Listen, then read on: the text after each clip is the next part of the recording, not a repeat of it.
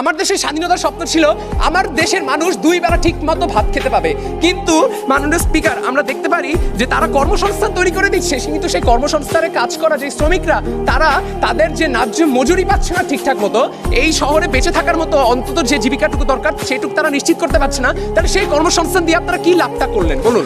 আপনারা বঙ্গবন্ধু স্যাটেলাইট উৎক্ষেপণ করছেন, এটা কিন্তু স্বাধীনতার স্বপ্ন ছিল না। স্বাধীনতার স্বপ্ন ছিল আমাদের দেশের মানুষের জনগণের মৌলিক অধিকার।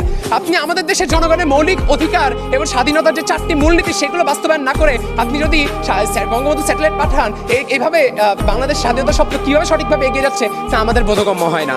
আপনি বলছেন অন্য দেশ মালদ্বীপ শ্রীলঙ্কাকে আপনারা ঋণ সুবিধা দিচ্ছেন, কিন্তু নিজের দেশের মানুষের মৌলিক চাহিদা আপনি পূরণ করতে পারছেন না। তাহলে অন্য দেশকে ঋণ সুবিধা দিয়ে আপনি নিজের দেশের মানুষকে কাঙাল করে রেখে দিচ্ছেন। তাহলে সেই ঋণ সুবিধা দেওয়ার মাধ্যমে দেশের স্বাধীনতা স্বপ্ন পূরণে কিভাবে সঠিকভাবে এগিয়ে যাচ্ছে তা আপনারা বুঝিয়ে যেতে পারেননি।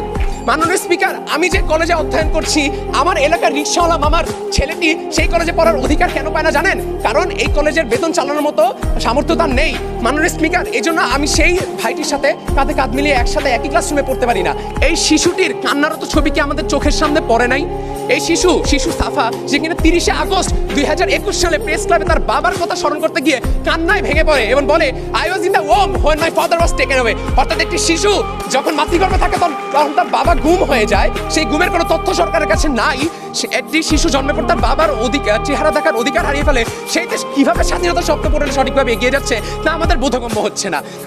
আপনারা বললেন টিকা শতভাগ দেওয়া হয়েছে। মাননীয় স্পিকার, আজকেও আমরা দেখতে পারি যে শিক্ষা প্রতিষ্ঠান সহ অন্যান্য জায়গায় অনেকে ক্লাস করতে পারছে না, যারা কিনা 2 ডোজ টিকা নিতে পারেননি। তারা তাহলে কিভাবে বললো যে 100% টিকা দেওয়া হয়েছে? তারা টিকার কথা যদি বলে, তাহলে আমরা তো টিকার ক্ষেত্রে, স্বাস্থ্য ক্ষেত্রে, দুর্নীতির ক্ষেত্রে আমরা দেখেছি জিকে শামীম থেকে শুরু করে ডক্টর সাবরিনা ইসলামের টিকা কেলেঙ্কারির ব্যাপারগুলো, সেগুলো তারা একদম এড়িয়েই গেলেন।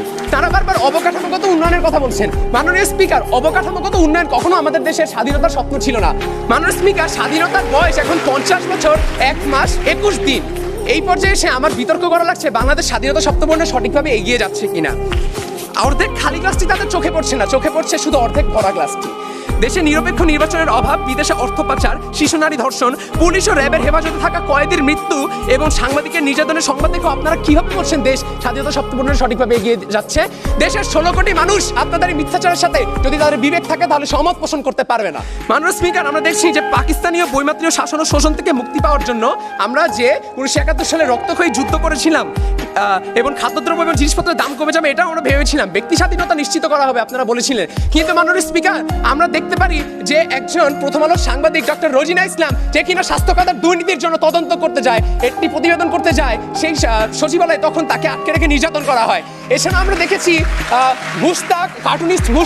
কার্টুনিস্ট কবির একটি সিম্পল কার্টুন এঁকেছিল দেশের দুর্নীতির চিত্রকে তুলে ধরার জন্য, এর কারণে তাদেরকে জেলে যেতে হয়েছে এবং সেখানে নির্যাতনের কারণে সেই মুস্তাক কিন্তু মৃত্যুবরণ করেছে এবং আপনারা সেই কবিরকে ছেড়েছেন প্রায় পঙ্গু অবস্থায়। মাননীয় স্পিকার, ওনারা সমাজতন্ত্র নিয়ে কিছু বলেনি, যা কিনা আমাদের স্বাধীনতা শব্দের অন্যতম একটি অংশ ছিল, যেখানে বলা হয়েছিল ধনী গরিবের বৈষম্য থাকবে না, কিন্তু রাষ্ট্রায়ত্ত সম্পদকে কিছু সুবিধাবাদীদের হাতে অর্পণ করে আপনারা ধনী দরিদ্রের বৈষম্য অনেক বেশি পরিমাণে বাড়িয়েছেন। মাননীয় স্পিকার, আমি যে কলেজে অধ্যয়ন করছি, আমার এলাকার রিক্সাওয়ালা মামার ছেলেটি সেই কলেজে পড়ার অধিকার কেন পায় না জানেন? কারণ এই কলেজের বেতন চালানোর মতো সামর্থ্য তার নেই। মাননীয় স্পিকার, এই জন্য আমি সেই ভাইটির সাথে কাঁধে কাঁধ মিলিয়ে একসাথে একই ক্লাসরুমে পড়তে পারি না। এছাড়া আপনারা চিকিৎসা ক্ষেত্রে উন্নতির কথা বলছেন। এই দেশে যদি চিকিৎসা ক্ষেত্রে এতই উন্নয়ন হয়ে থাকে, তাহলে কেন মানুষ, এমনকি আপনার দলের সরকারি নেতারা পর্যন্ত কোনো অপারেশন থেকে শুরু করে স্বাস্থ্যসেবা করতে কেন বিদেশে চলে যান? বিদেশে তো চলে যানই, এমনকি বিদেশে চলে যায় সেই কোটি সংখ্যক মানুষ, আর বাকি যে মানুষগুলো যাদের কিনা জটিল চিকিৎসার প্রয়োজন, সেগুলো তারা বিদেশে গিয়ে করাতে পারে না, কারণ তাদের সেই সামর্থ্য আপনারা রাখেন নাই। মাননীয় স্পিকার, আমরা দেখি বিজ ডাটা ইনসাইটের একটি ডেইলি স্টারের প্রতিবেদন অনুসারে 1992 সালে ধনী দরিদ্রের বৈষম্যের হার ছিল 0.388, যা কিনা 2016 সালে এসে দাঁড়িয়েছে 0.482। আপনারা দেখাচ্ছেন যে দেশের এখন নাকি মাথাপিছু আয় 2227 মার্কিন ডলার, বাংলাদেশি টাকায় যা দাঁড়ায় 1,88,873 টাকা।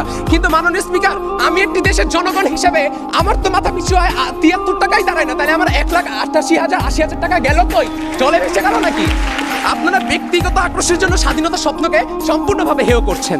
ওনারা অসাম্প্রদায়িকতার কথা বলে গেলেন, ধর্মীয় দাঙ্গার কোনো বিচার আপনারা আজ পর্যন্ত দিতে পারেন নাই।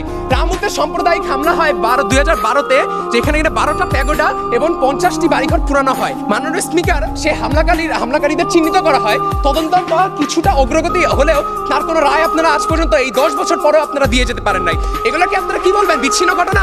এটা যদি বিচ্ছিন্ন ঘটনা হইতো তাহলে 2021 সালে যখন শারদীয় দুর্গোৎসব উপলক্ষে সারা দেশে ধর্মীয় উস্কানির কারণে সকল মন্দিরের উপরে হামলার যে নজির দেখা গেছিল, সেগুলি কোনো মতেও একদমই কোনো বিচ্ছিন্ন ঘটনা না। সেখানে আপনারা কোনো রায় বা বিচার কিছুই করতে পারেন নাই। আপনারা এই ক্ষেত্রে নজরদারি আনেন নাই। আপনারা ডিএসএ অ্যাক্ট তৈরি করেছেন দেশের সাংবাদিকদেরকে অপ্রেসড করার জন্য। কিন্তু যেসব ক্ষেত্রে আমাদের দেশে দেখা যায় যে ধর্ম যার যার উৎসব, সবার বিভিন্ন উৎসব আসলে আপনারা এই কথাটা গলা চেঁচাতে বলে ফেলেন, কিন্তু তার কোনো বাস্তব প্রমাণ আজ পর্যন্ত আমরা দেখতে পারি নাই। অর্থাৎ আপনাদের যেই দাবি যে আজকে সংসদে এই প্রস্তাবটি গৃহীত হবে, সেটি আমরা এর সাথে সম্পূর্ণভাবে দ্বিমত পোষণ করছি। ধন্যবাদ মাননীয় স্পিকার, ধন্যবাদ সবাইকে। আমরা তিনজন 6জন বক্তার বক্তব্য শুনলাম।